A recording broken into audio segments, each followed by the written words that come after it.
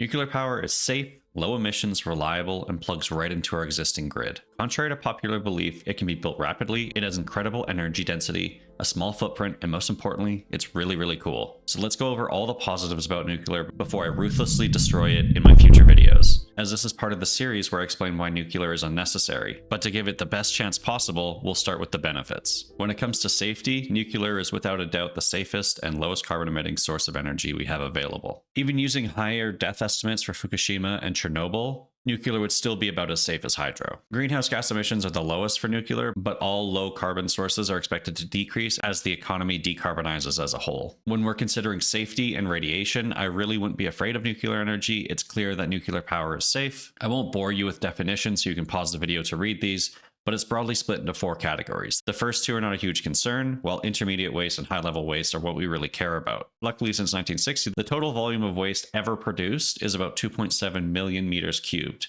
which might sound like a lot, but it's really not. A single underground mine can excavate over 100,000 meters cubed per year. Now, not all mines are applicable for storage, but in comparison to an industrial scale, this volume is basically nothing. I know nuclear can be scary, and I personally think about dying every time I get on a plane, but in actuality, we should be more afraid of cheeseburgers and cars than we should be of planes or nuclear. When it comes to reliability and grid connectivity, nuclear is really great, and it fits its role really well. You can see the flat line at the bottom here, that's nuclear. It's typically utilized in what's called the base load, essentially energy that doesn't change and happily sits there indifferent to changes in energy demand. It doesn't do any load following or peak demand. Then there's peak load, which is for plants that can rapidly increase and decrease their production. In most cases, that's natural gas, but increasingly so, that's becoming batteries. And then here you can see that variable renewable energy kind of does whatever it wants.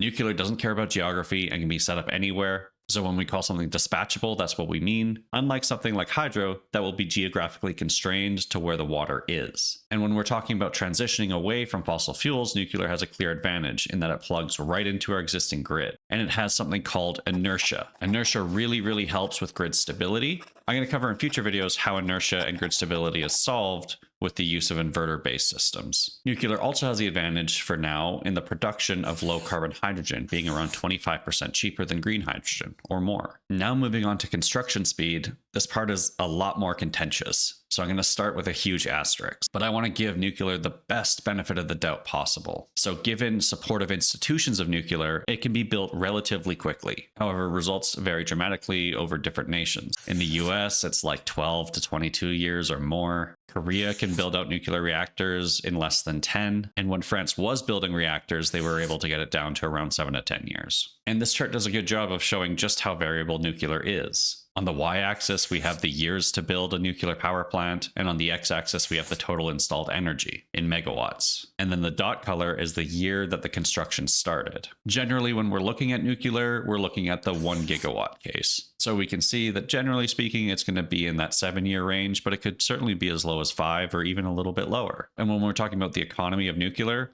bigger seems to almost always be better. Moving on to this table, you can see that the construction times for different nations can vary dramatically, and new developments have largely been in Asia, with our best case realistically being 67 or 68 months. But Japan even got down to 42 months for a reactor. However, again, that's going to be dependent on the size and scale of the reactor. Overall, if we want nuclear here in Canada and the West generally, we're going to need to streamline the reactor licensing process. But again, the nuclear build time comes with a huge asterisk because the data that I'm showing is a time to build one once you put the first shovel in the ground, and not the back end, which can take literal decades for some of these projects. Something I'm not going to consider in the economics that I'm going to do in future videos. Now moving on to energy density and footprint.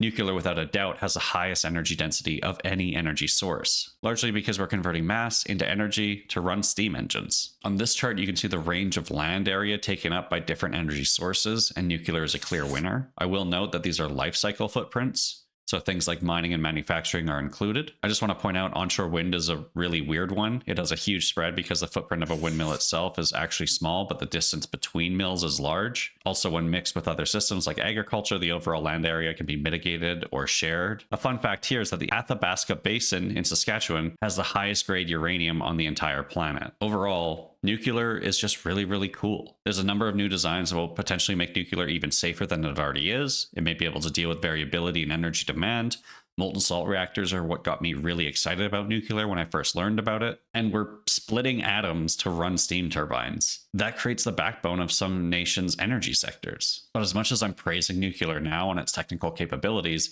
none of that matters if it's too expensive. It doesn't matter if E equals MC squared. What matters is dollars per kilowatt hour. It's why I didn't touch on price until this point. I will note, though, that once nuclear's capital has been paid off, it's certainly one of the cheapest energy sources in the entire world.